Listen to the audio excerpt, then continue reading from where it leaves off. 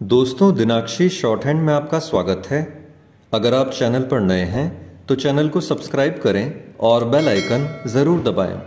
आज की संपादकीय डिक्टेशन 768 शब्दों की एक डिक्टेशन रहेगी जो कि 80 शब्द प्रति मिनट की गति से बोली जाएगी। अगर आपको उस डिक्टेशन की स्पीड को 100 शब्द प्रति मिनट करना हो तो आप YouTube पर स्पीड के ऑप्शन में जाकर स्पीड को 1.25 कर सकते हैं। इस डिक्टेशन की डेमो आउटलाइंस आप हमारे टेलीग्राम ग्रुप से प्राप्त कर सकते हैं। और अगर आपको इस संपूर्ण संपादकीय मैटर की सभी एडवांस आउटलाइंस और वाक्यांश की आवश्यकता है तो आप हमारा स्पेशल पेड बैच ज्वाइन कर सकते हैं। हमारे पेड बैच में दी गई एडवांस आउटलाइंस और वाक्यांश की सहायता से आप शॉर्ट हैंड को 120 प्लस की गति में लिखने में सक्षम होंगे। इस बैच को ज्वाइन करने के लिए आप डिस्क्रिप्शन बॉक्स में दिए गए मोबाइल नंबर पर व्हाट्सएप कर सकते हैं। तो चलिए डिक्टेशन को स्टार्ट करते हैं। डिक्टेशन 5 सेकंड बाद स्टार्ट होगी। Ready, start. आगामी लोकसभा चुनाव में अभी समय है, लेकिन उसके लिए अभी से तैयारियां होती दिख रही हैं। ऐसा प्रायः होता है। लोकसभा चुनाव के पहले विपक्षी दलों को एकजुट करने की कोशिश होने लगती है। अभी तक का अनुभव यही बताता है कि ऐसी कोशिश मुश्किल से ही सफल होती है।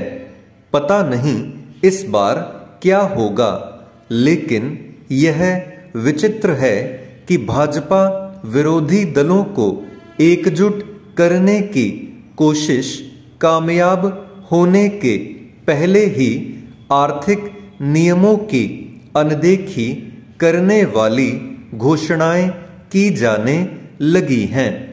कुछ दिनों पहले भाजपा विरोधी दलों को एक करने की मुहिम में जुड़े एक नेता की ओर से यह कहा गया कि यदि 2024 में विपक्ष की सरकार बनी तो देश भर के किसानों को मुफ्त बिजली पानी दिया जाएगा।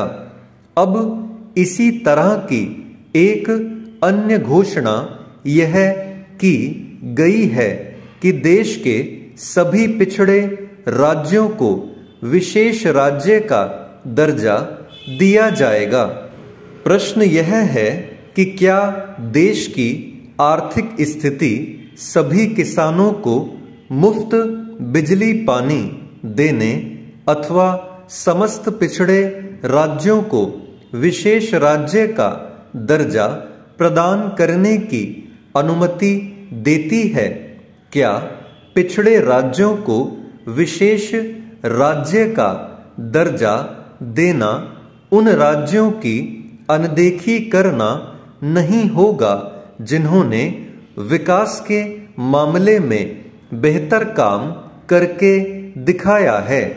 ध्यान रहे कि विभिन्न समितियों और वित्त आयोग की ओर से बार बार यही कहा गया है कि राज्यों को विशेष आर्थिक पैकेज तो दिया जा सकता है, लेकिन विशेष राज्य का दर्जा नहीं, क्योंकि यदि ऐसा किया गया तो हर राज्य किसी न किसी आधार पर अपने लिए विशेष दर्जा चाहेगा।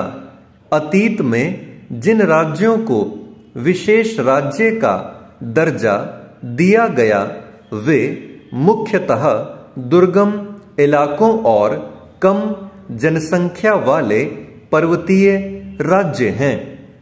निसंदेह पिछड़े राज्यों को भी विकसित करने की आवश्यकता है, लेकिन यह काम केवल केंद्रीय सहायता और विभिन्न करों में छूट से संभव नहीं।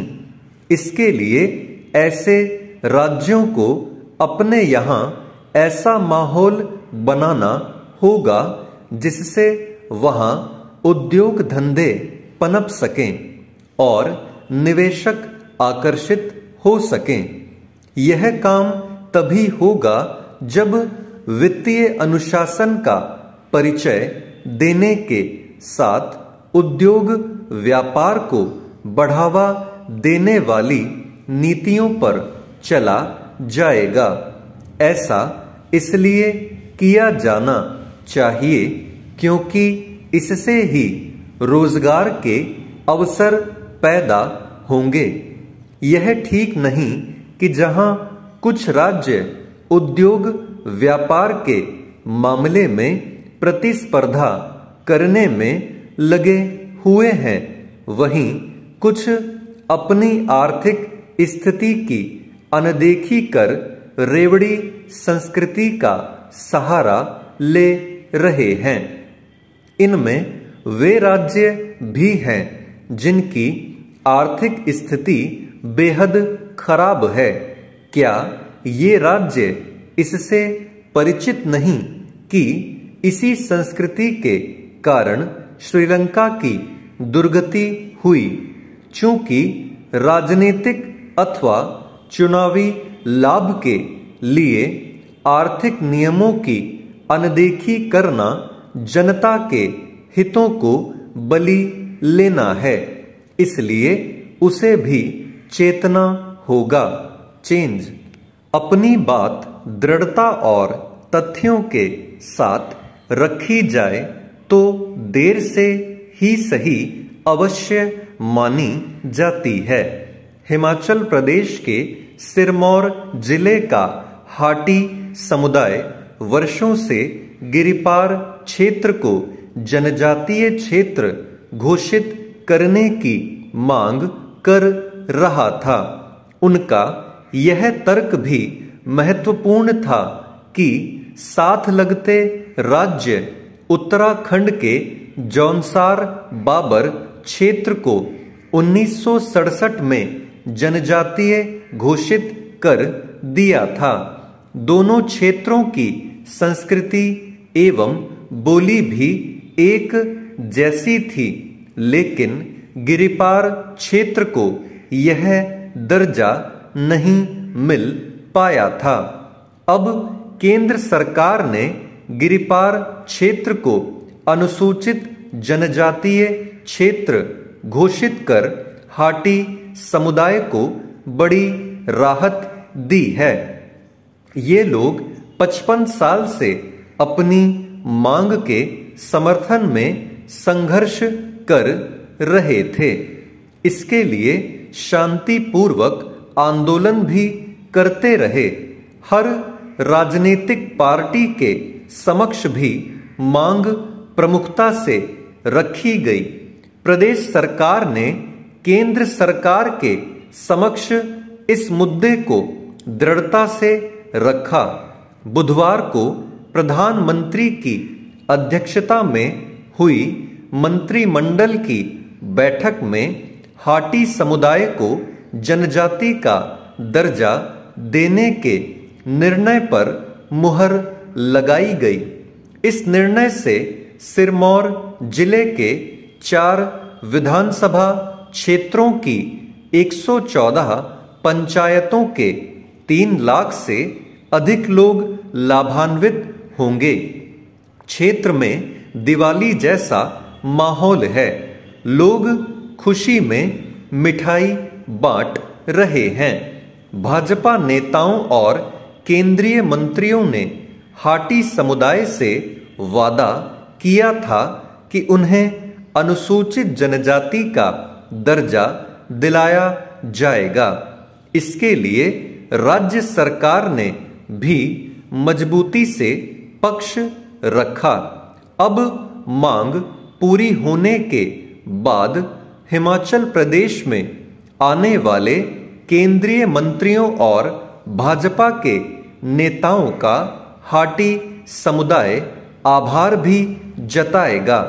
हाटी समुदाय की इस मामले में विशेष बात यह रही कि उन्होंने इसके लिए शांतिपूर्ण तरीके से लड़ाई लड़ी है।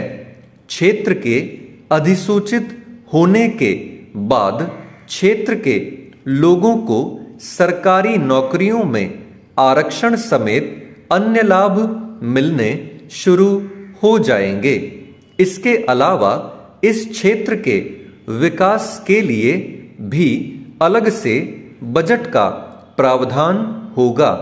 उम्मीद की जानी चाहिए कि अब यह क्षेत्र विकास के पथ पर तेजी से अग्रसर होगा और यहाँ के लोगों को भी लाभ मिलेगा।